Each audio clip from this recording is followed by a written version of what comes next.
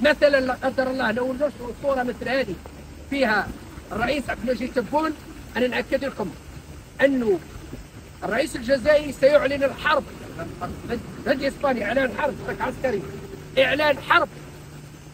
واؤكد لكم ان الصواريخ اس 400 التي لم تتحرك منذ سنوات كانت ستضرب هذه المنطقه اللي فيها، لان في هذه الفواره هذه ساحه.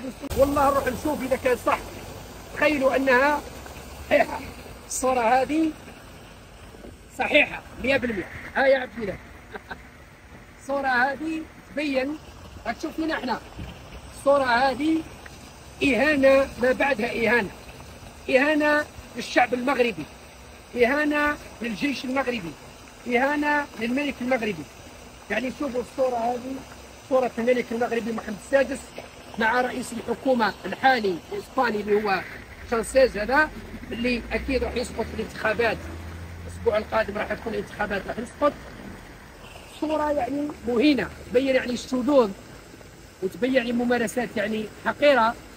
طبعا هل توجد اهانه اكثر من هذه؟ اهانه رمز المملكه، رمز الدوله. الان نذكركم بمواقف الدوله الجزائريه ورجال الدوله في الجزائر.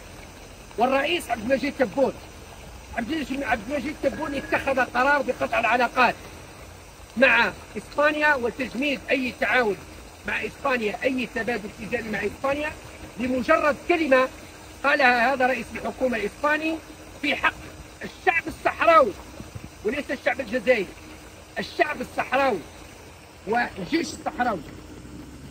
قطع العلاقات.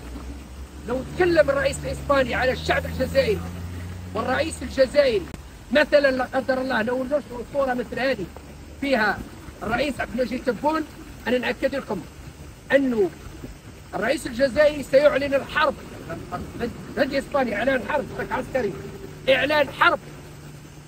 واؤكد لكم ان الصواريخ اس 400 التي لم تتحرك منذ سنوات كانت ستضرب هذه المنطقه اللي فيها، لان في هذه الفواره هذه ساحه اسمها غلوريتا دو مش عارف عصير هكاش. هذه غلوريتا هذه لو كرهوا الصواريخ الاس 400 وصواريخ السكود وراهي تضرب هنا. اهانه ما بعدها اهانه. عيب باش يعني المغاربه يقبلوا هذا الاهانه وهذا الذل هذا لرمز المملكه ورمز الدوله.